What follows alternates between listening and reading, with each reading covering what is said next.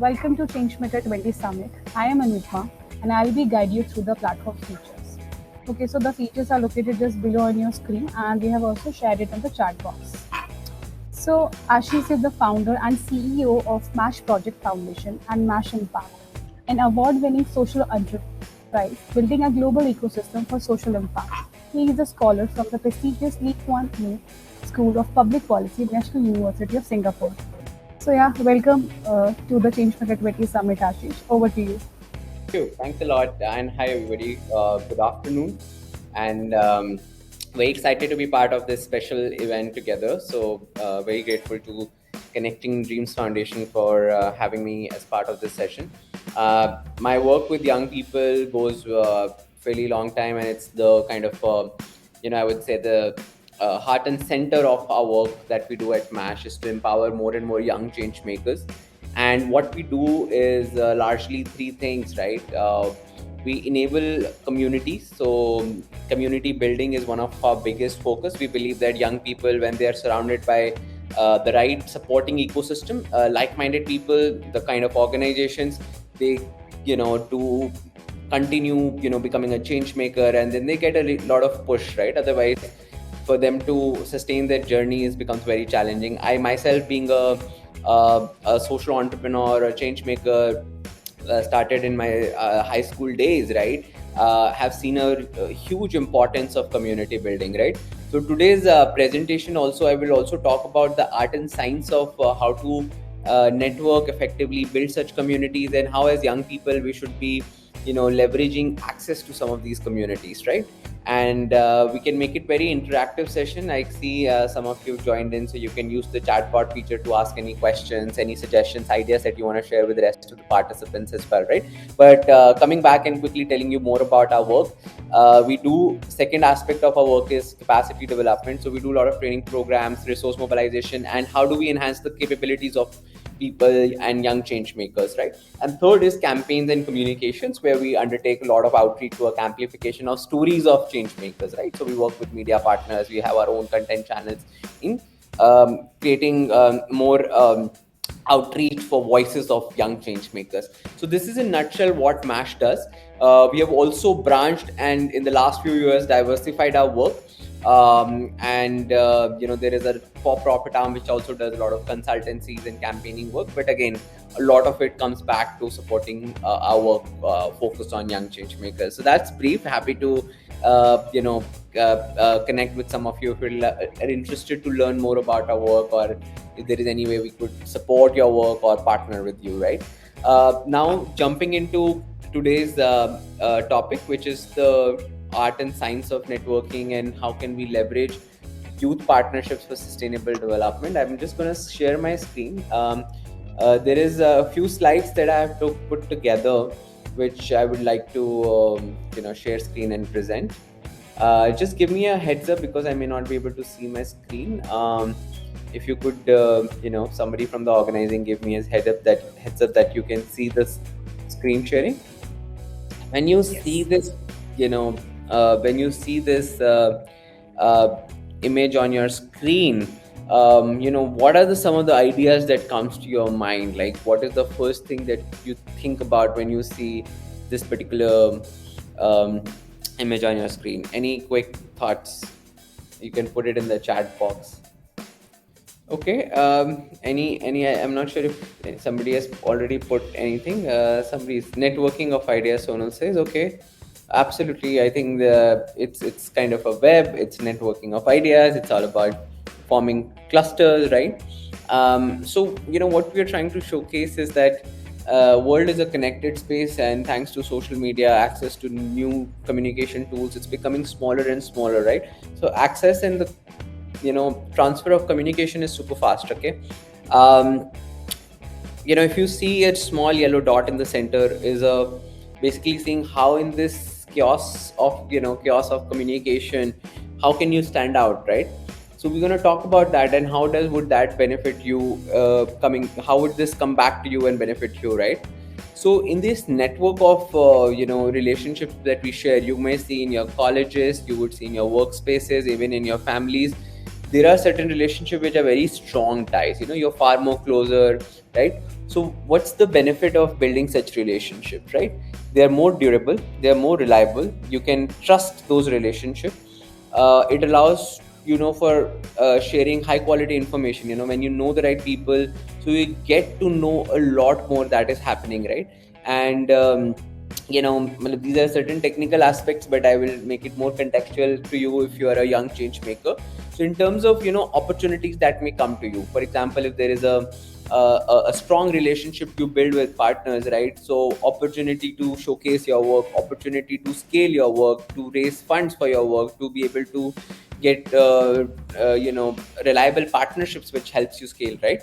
So you need to find who are those right people in this chaotic space and connect with those people, right? And we'll also talk about how that connections will help, right?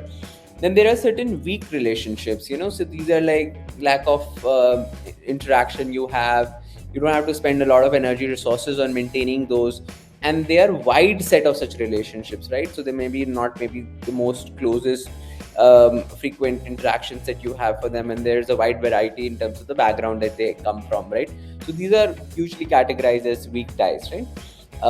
So now here's an opportunity for you as a change maker. When you find some relevant dots, right, how do you put them together? So for example, if you've met me at an event and you say, hey Ashish, I'll be able to, you know maybe you're already working with some high schools and colleges, and I'm looking to conduct a workshop with them, right? So if you become that bridge between colleges and my organization MASH, so I have a great now value that, hey, you kind of like came to a great support to us, and anything you would need in the future, we chances is very high that I'll be likely to support you, right? So over the years, personally, I have met so many people who are great connectors, so they're able to bridge this sort of a gap of information by introducing new people, right?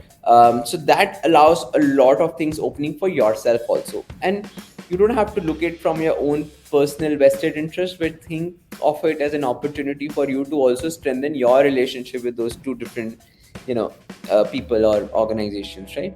So we'll spend some more time maybe through questions or some other information. This is just a very old statistics, but I'm also actually looking for new statistics. But there is something called degrees of separation, 6 degrees of separation, right? So it was believed that to reach any person in the world, right, anywhere, we are just at maximum person away from them, six people away from them, right? I may know somebody who may know somebody who would further know somebody. So through this channel, we'll be able to reach out to anybody within like six sort of relevant connects, right? So it's called 6 degrees of separation. Now that has come down to much less. I think this is again a very old stats. So now we know people directly over LinkedIn, over Facebook, Instagram, various channels to reach out to people, right? And even if not digital but offline channel, who may know. So the world's become really small, right? So why I'm talking about this is that access to information and opportunities are far wider than it used to be probably 10 to 15 years ago, right? So it's all about how effectively you use such mediums and channels to leverage your work. Okay. Now when you talk about networking, building partnership, right, some people think that it's doesn't come naturally to us. It's people who have experience, it's people who are very outgoing, who are very extrovert, right? And it requires a lot of effort, right? Whereas if you get few basic things in place, right, it's not such a difficult task, right? So there is a one simple rule which exists, right? So if you look at it in this slide, I think this one slide is a key takeaway from the entire presentation. So I would request you to spend a minute and just read what it's written here, right? So I'll just read it out.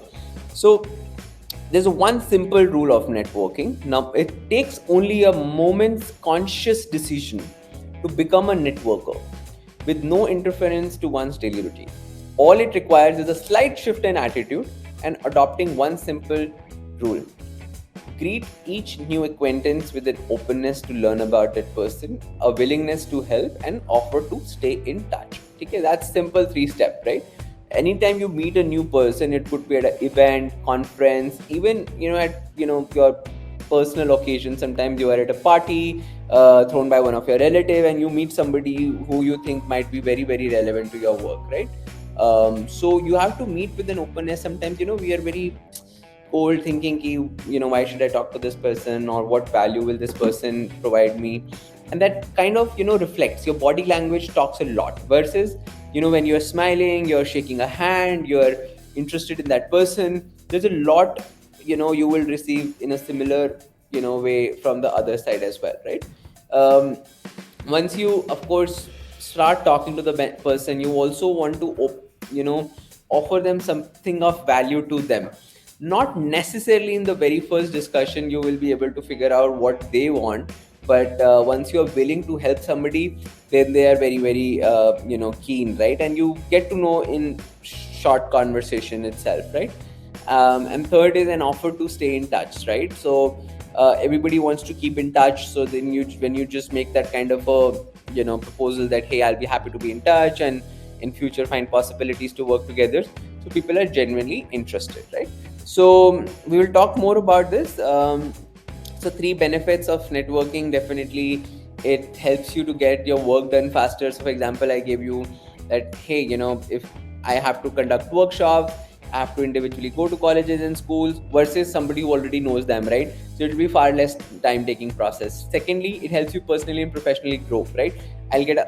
You get a lot of new information, you get recommendations, you help people help you to guide you professionally, while some of you who are very young who joined us, when you're looking at career shifts, career growth, um, all these tactics are very very helpful and important, right? And third is being more strategic in terms of what direction you want to take for your future goals, future work, and what are the different kind of ways you're looking to scale up your work, right? So these becomes very very helpful, right? And thanks to LinkedIn and other tools, you can also get to showcase a lot of your work, right, through these channels, so people also reach out to you. Some of the myths, like when people say I'm an introvert, shy, antisocial, I cannot really network, so that's a big myth. And these are some of the you know I'm going to spend some time on this slide, right? So if you are an introvert, these are the things you should keep in your mind. Number one, it's not about selling yourself, it's all about helping other people, right? So you may think like you have to talk about yourself and all of that, but versus thinking, how can I just learn about the other person, right? I met them, I'm keen to know about them, what are the things they're doing, how can I be of value to them, right? So that's a very key shift in the mindset that you should see. Okay. Second, it's not about becoming popular, it's all about learning and sharing. Sometimes we again think that people who are very out there, extrovert, it's all about for them to be heard and seen, right? And that sort of for introverts a little on the harder side, right? But if you think about learning and sharing as an opportunity, then it's far far easier and more open, right? Third is, if it's hard to talk to strangers, make it easy for them to talk to you, right? So you know if you find yourself in a position where you think, hey, what should I say if I just go and say hello, right?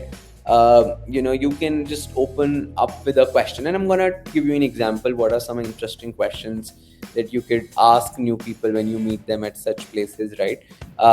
So when you make a make that first step, first initiative to build that conversation, so other person is also then interested in you, right? Fifth would be more interested in them than in yourself.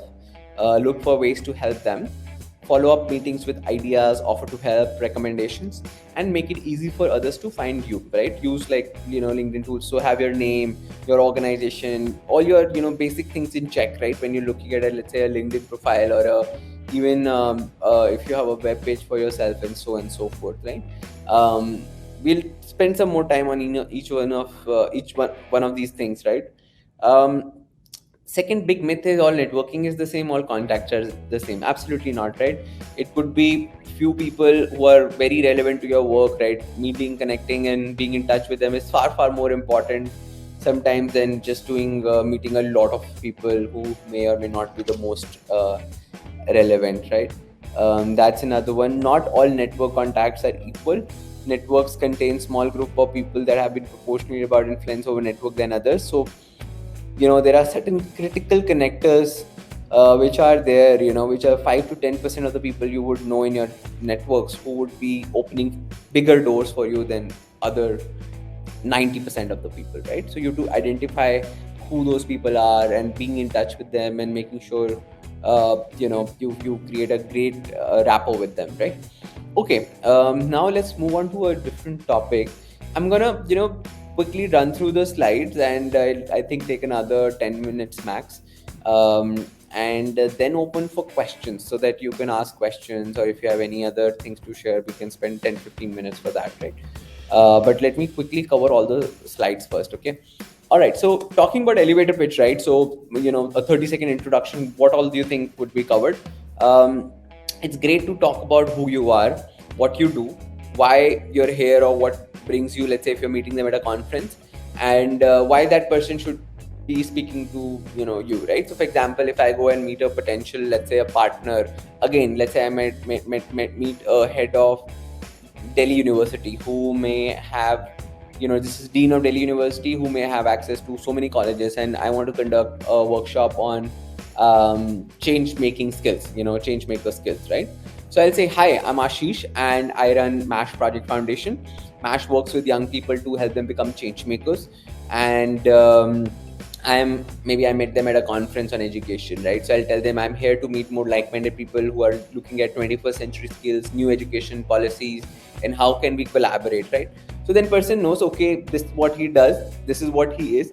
Then the fourth thing is, like, if I already know he's the dean of let's say Delhi University, then I can be also very clear in my conversation. We've been working a lot with schools and colleges, and we love to conduct workshops at Delhi University colleges, and our workshops are spanned over 60 to 90 minutes, and we do one workshop in each college. And if colleges want to do interested for a longer interaction, longer engagement, we can do 4 workshops also, which is more elaborative.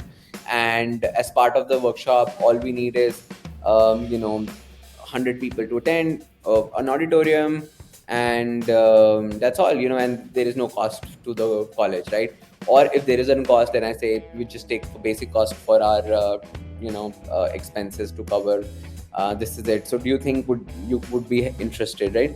So yeah, then person can say, yes, I'm interested, not interested. If interested, send me an email and follow up. If not interested, sure, maybe next time, right? And you can still ask for a contact. So maybe not this program, but maybe in future, right?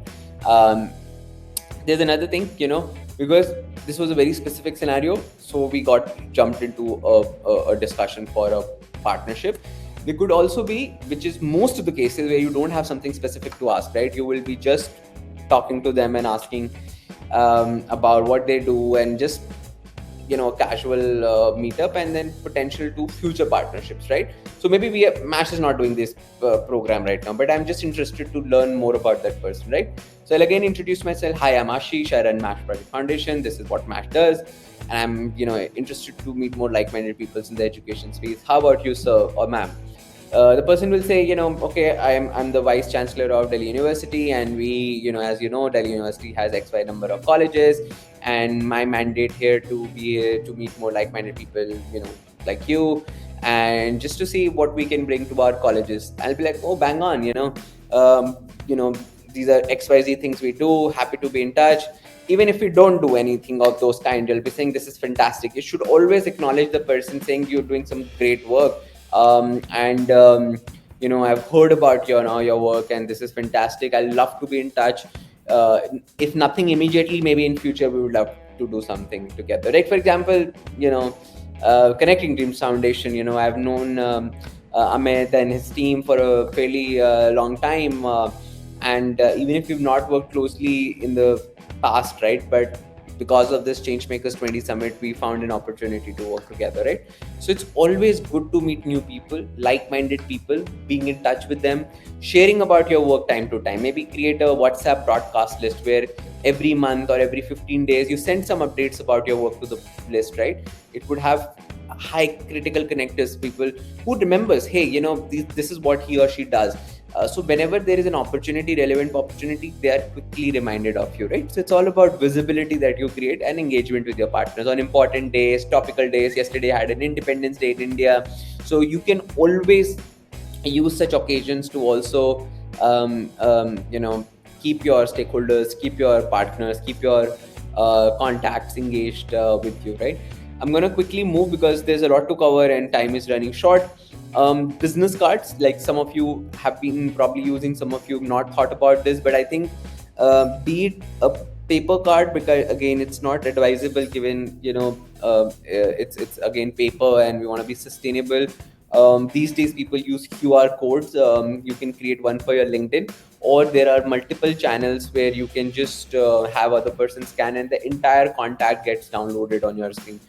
Business cards are still sometimes advisable given because you're sometimes meeting a lot of people in a, let's say you went to a conference, there's only a 45-minute or a 1 hour lunch break or a half an hour tea break, and there are 100 plus people, right? So you want to leverage your time, and you get to spend at least 5 minutes with one person, so you can't meet more than 10 people or 15 people, which is fairly decent, I would say. But again, sometimes scanning, passing the information becomes difficult, right? So people do prefer, or you can get one made for yourself and you can say, hey, can you take a picture of this, or can I take yours on my phone and send you the details, right? That could also be a more sustainable way.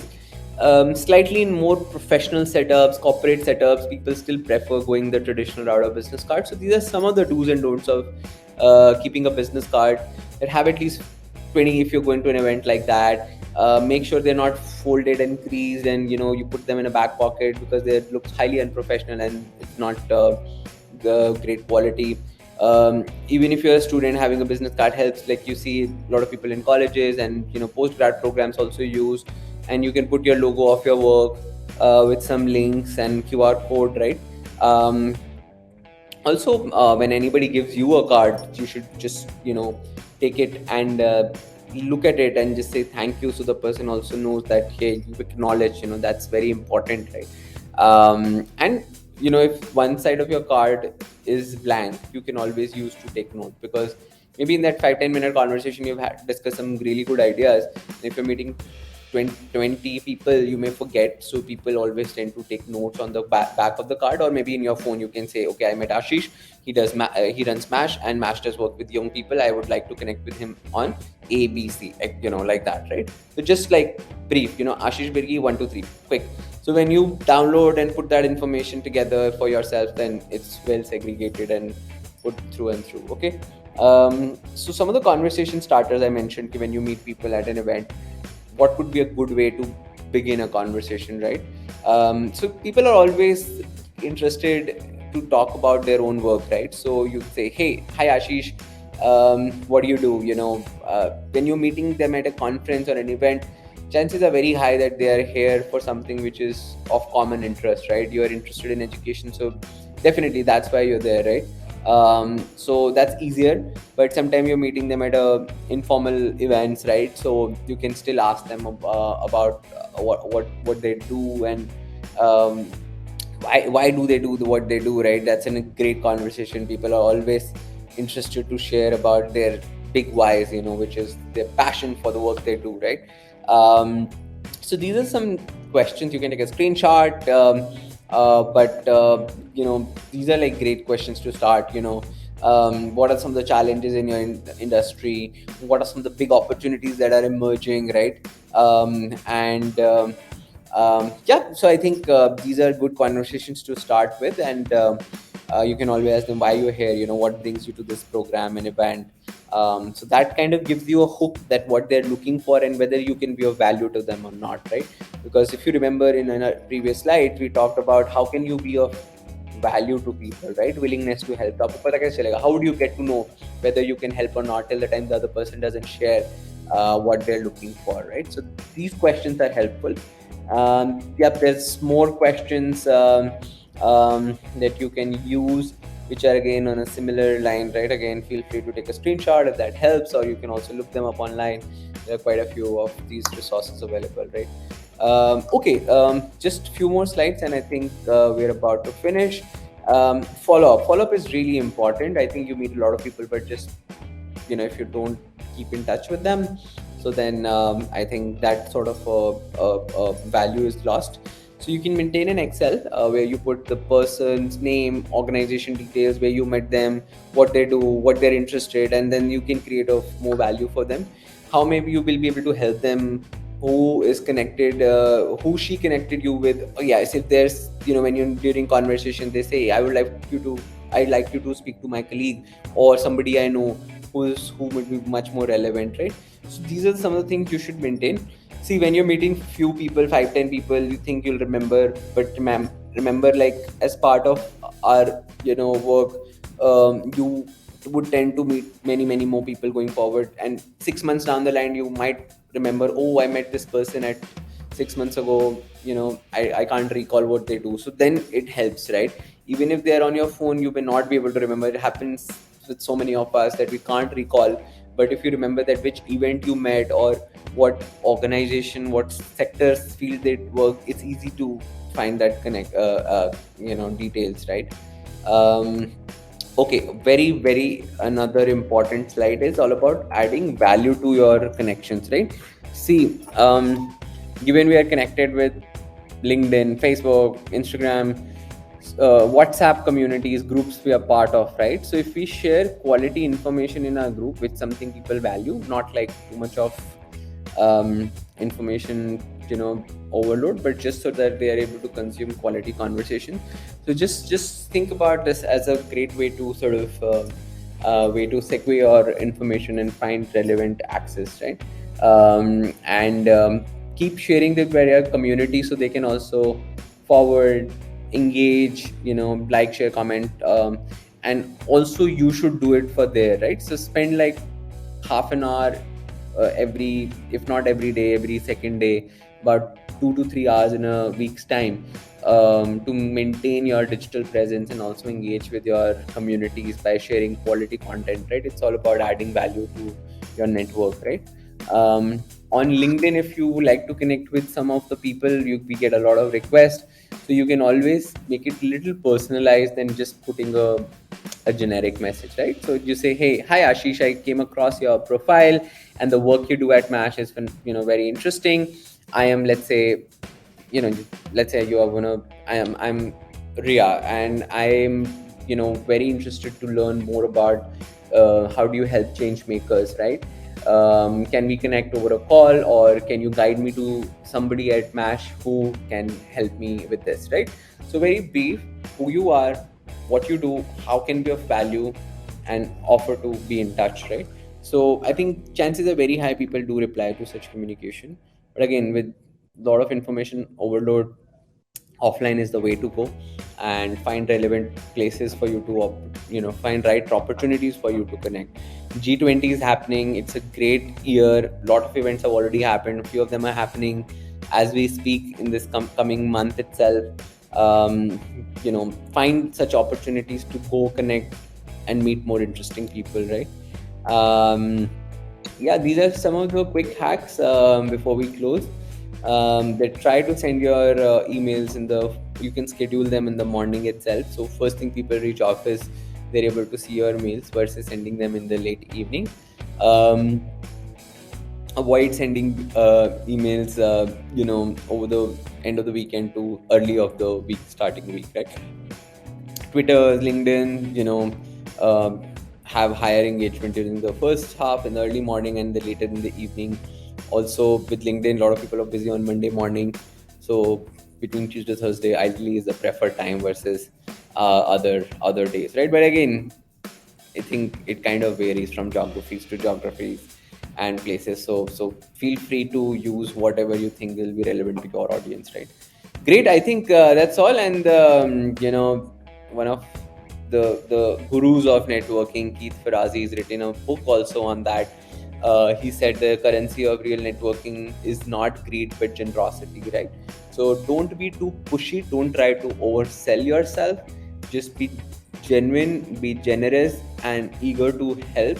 That value will always come to you in multiple ways and in manifold ways, right? So it's all about creating that value and passing the value, right? Awesome. I think with that, I like to conclude my presentation. Really, thank you for your time and listening patiently. I'll just quickly check the chat window and see if there are any questions. And if I don't know if this system allows for Shreyansh, if you know if people can also unmute and ask questions. Otherwise, I'll just read out the questions from the chat window. Ayushi said, how youth involvement in partnerships contribute to more effective sustainable development initiatives? All right. What specifics, Kash is asking, what specific skills and capacities should young people develop to effectively contribute to partnerships focused on sustainability? Okay, interesting. So I'll answer Ayushi's question first. She's talked about how can young people be involved in partnerships, how youth involvement in partnerships contribute to more effective sustainable development. So, see, Ayushi, young people play a very, very important role when we talk about sustainable development or we talk about achieving SDGs, right? The Sustainable Development Goals, right? And so, matlab, that's non-debatable, right? It's the young people are the largest part of the population. They are the ones who will be the most affected by the consequences if we don't take the corrective measures, right?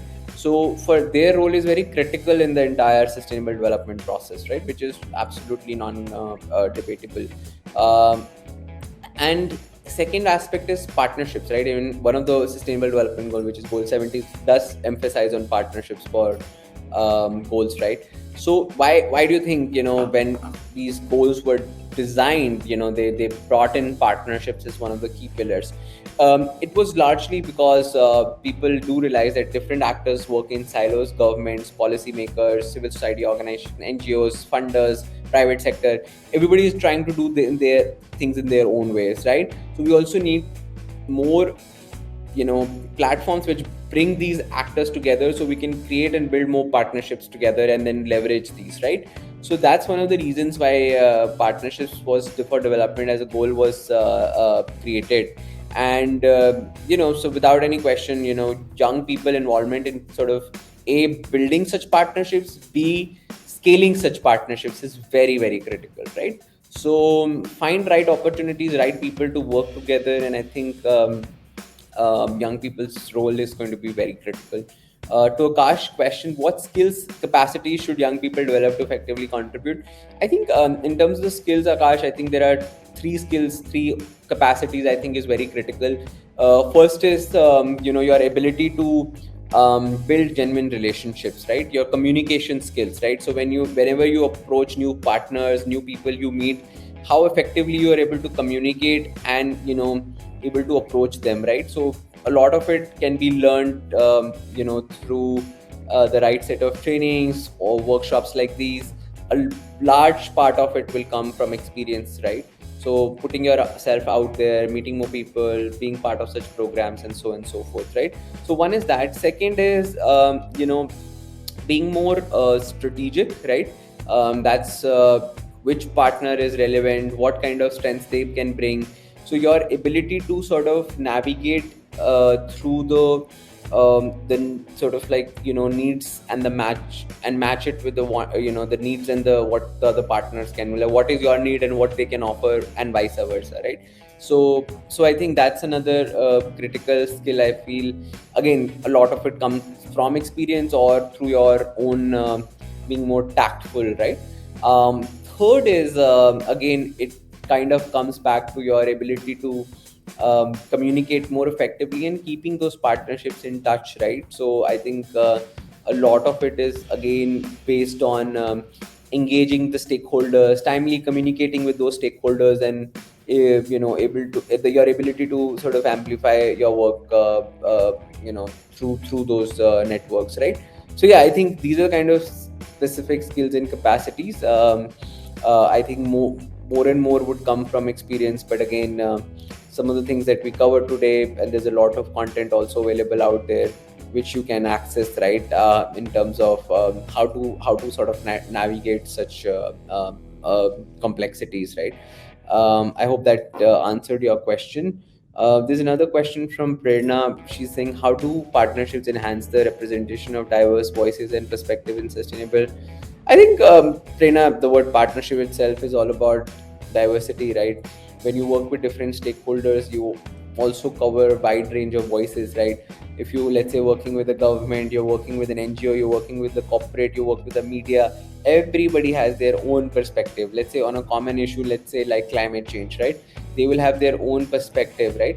So what partnerships allows is to hear everybody out, creating a level playing field and allowing each other to work with like basically it allows these actors to work with each other and contribute towards the sustainable goal, the particular agenda or the goal that you have, right? So it's definitely bringing wide range of voices. I think what we should avoid is to have similar folks, like let's say if you're building more and more partnerships which is more horizontal, which means run across different sectors. Let's say climate change, you shouldn't get diverse voices, right?